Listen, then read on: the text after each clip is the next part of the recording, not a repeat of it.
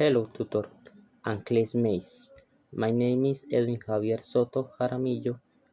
I am 40 years old and I live in Cajamarca, Tolima. I study economics and in my free time I love going to the gym and doing physical fitness.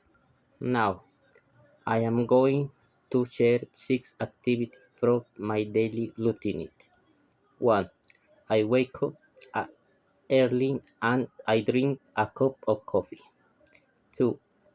I go to the work at the construction site. 3. I have lunch at noon. 4. I return home in the afternoon. 5. I study my university courses online. 6. I go to sleep at night. Finally, I do 2 activities with my family. 1. We visit local farms to see agriculture, agricultural projects together. 2.